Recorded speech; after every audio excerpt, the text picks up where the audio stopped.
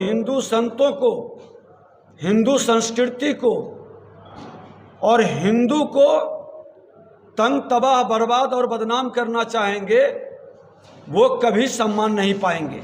एक दूसरे को ठगने के लिए, कोई पीएम का पद प्राप्त करने के लिए, कोई सीएम का पद प्राप्त करने के लिए बिहार को प्रशासनिक अराजकता ही नहीं, ये गुंडा राज में तब्दील कर रहा है। और राजद के लोग एक सूत्री अभियान, विकास से मतलब नहीं, वसूली से मतलब है। देखिए, भारत हिंदू राष्ट्र था, है और रहेगा। जगह अपराधी भ्रष्टाचारी का मनोबल चरम पर है और उससे ध्यान भटकाने के लिए ये धार्मिक उन्माद, जातीय उन्माद पैदा कर रहे हैं, जो कहीं से बिहार के नौजवानों के हित में नहीं है। नौजवानों के भविष्य के साथ ये बड़ा खिलवाड़ किया जा रहा है। डायरेक्ट इनकी बहाली जो पहले घोषणा किए थे उसके हिसाब से करना चाहिए। बिहार के अंदर जिस तरह से राजनीतिक अस्थिरता का दौर चल रहा है और अपने स्वार्थ महत्वाकांक्षा को पूरा करने के लिए, एक दूसरे को ठगने के लिए, कोई पीएम का पद प्राप्त करने के लिए, कोई सीएम का पद प्राप्त करने के लिए बिहार को प्रशासनिक अराजकता ही नहीं, ये गुंडा राज में तब्दील कर रहा है। आज बांका के अंदर, कल हम मुंगेर गए हुए तो वहाँ भी हत्या। हर जगह अपराधी भ्रष्टाचारी का मनोबल चरम पर है और उससे ध्यान भटकाने के लिए ये धार्मिक उन्माद, जातीय उन्माद पैदा कर रहे हैं। ये पूरी तरह से प्रशासनिक अराजकता के शिकार हो चुके हैं और राजद के लोग एक सूत्री अभियान, विकास से मतलब नहीं, वसूली से मतलब है।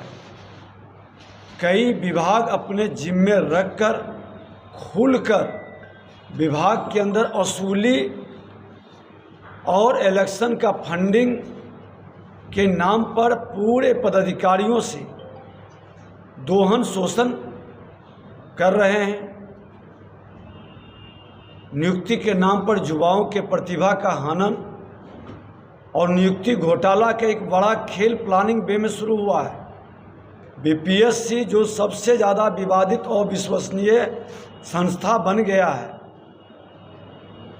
और सीटीईटी, बीटीईटी का नियोजन का ये तमाम संस्था जो एग्जामिनेशन देकर कई वर्षों तक अपनी प्रतिभा को लोगों के बीच स्थापित किया, इन लोगों को फिर से एग्जामिनेशन के नाम पर दोहन शोषण, चचा भतीजावाद बनाने का ये खेल सरकार कर रही है, जो कहीं से बिहार के नौजवानों के हित में नहीं है। नौजवानों के भविष्य के साथ ये बड़ा खिलवाड़ किया जा रहा है। डायरेक्ट इनकी बहाली जो पहले घोषणा किए थे उसके हिसाब से करना चाहिए। देखिए, भारत हिंदू राष्ट्र था, है और रहेगा। कोई दुनिया की ताकत भारत के हिंदू राष्ट्र और हिंदू संस्कृति विरासत को मिटा नहीं सका। जब 1000 वर्ष मुगलों की और अंग्रेज़ों की गुलामी इसको नहीं मिटा सका, तो ये कुछ जयचंद के वंशज लोग बैठ करके हिंदू और हिंदुस्तान को कैसे खत्म कर देगा। इस मानसिकता को बिहार की जनता इनके मुंह पर कालिख पोतेगी, फिर ये कहीं मुंह दिखाने लायक नहीं रहेंगे। जो हिंदू संतों को, हिंदू संस्कृति को और हिंदू को तंग तबाह बर्बाद और बदनाम करना चाहेंगे, वो कभी सम्मान नहीं पाएंगे। यदुवंशी कुमार यादव हैं, राजद नेता हैं, ब्राह्मण रूस से आए हुए हैं और देश में लड़वाने का काम कर रहे हैं, उनको यहाँ से भगा देना चाहिए। ऐसे लोग तुष्टीकरण की राजनीति में जो अपना माता पिता को भूल जाए, अपनी संस्कृति को भूल जाए और निज गौरव पर जिसे अभिमान नहीं हो, वह इंसान नहीं जानवर है।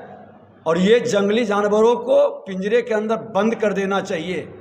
ये भूल गए हैं कि जिस दिन हिंदू समाज जग जाएगा उस दिन इन जंगली जानवरों के लिए कहाँ जगह होगा, इनको पता होना चाहिए।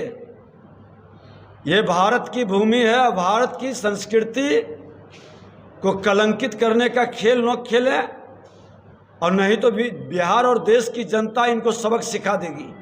भाजपा दंगाई पार्टी है, इसीलिए पूर्व विधायक को भी जो है गिरफ्तार कर लिया गया है सासाराम में, ऐसा कह रहे हैं सत्ताधारी दल। मैं तो 3-4 दिन पहले गया था सासाराम, और हमारे साथ पूर्व विधायक जवाहर प्रसाद कुशवाहा जी बैठे थे, पदाधिकारी के साथ बैठक कर रहे थे, समीक्षा कर रहे थे, और उन्होंने प्रश्न उठाया था कि बम विस्फोट होता है, कई लोग घायल होते हैं, मुस्लिम समाज के लोग थे, NIA से जांच की उन्होंने मांग किया, मुख्यमंत्री को पत्र लिखा, यही उनका गुनाह था। अगर जो उन पर आरोप था तो उसी ने अरेस्टिंग क्यों नहीं किया? 500 लोग अज्ञात करके नाम डाल देते हैं और बाद में बारी बारी से जो आपके विरुद्ध सच को बोलता है, जांच की मांग करता है, उसको जेल भेजकर भाजपा को और संघ परिवार को बदनाम करने का खेल खेलते हैं। तो भारतीय जनता पार्टी आपके जंगल राज को भी मिटाया था, और जंगल राज को मुख्यमंत्री नीतीश कुमार जी कुर्सी के लिए जो सत्ता से समझौता कर लिए हैं, गुंडा राज में तब्दील कर रहे हैं, इसको भी हम लोग मिटाएंगे। और जो पदाधिकारी ये भ्रष्ट तरीका अपना रहा है, अपराधी और भ्रष्टाचारी को बचाने का खेल खेल रहा है, और भारतीय जनता पार्टी के कार्यकर्ता या नेता पर झूठा मुकदमा लगाकर उसकी गिरफ्तारी या उसकी परेशानी बढ़ा रहा है, भाजपा की सरकार बनेगी, ऐसे तमाम भ्रष्ट पदाधिकारियों की फाइल खुलेगी और फिर इनकी परेशानी बढ़ जाएगी।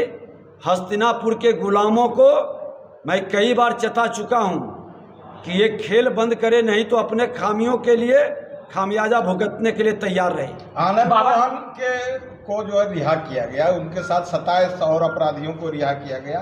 आपके क्षेत्र के भी एक अपराधी थे, क्या लग रहा है राजपूत वोटर को कन्वर्ट कर लेंगे? आनंद मोहन के नाम पर वो कुख्यात 2 दर्जन से ऊपर अपराधियों को छोड़ा गया। हमारे यहाँ ही जो अशोक यादव है, वो 3 कुशवाहा समाज के, 1 यादव समाज के लोगों की हत्या किया था। कई आरोप है, और ये सरकार आनंद मोहन को मोहरा बनाकर 90 के दशक के जंगल राज लाने वाले पुरोधा को जंगल के में फिर से पहुंचाना चाहते हैं, पिंजरे से निकालकर। इनकी मंशा सफल नहीं होगी, इनकी सत्ता बहुत दिन तक नहीं रहेगी, और ये तमाम कुख्यात अपराधी फिर अंदर जाएंगे। भाजपा की सरकार आएगी तो गहन समीक्षा होगी।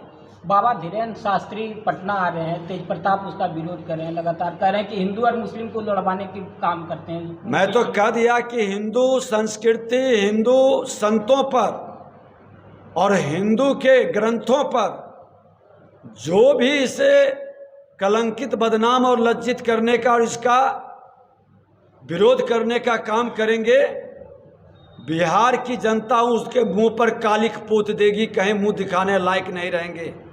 खोलकर यह विरोध होगा, और बिहार की धरती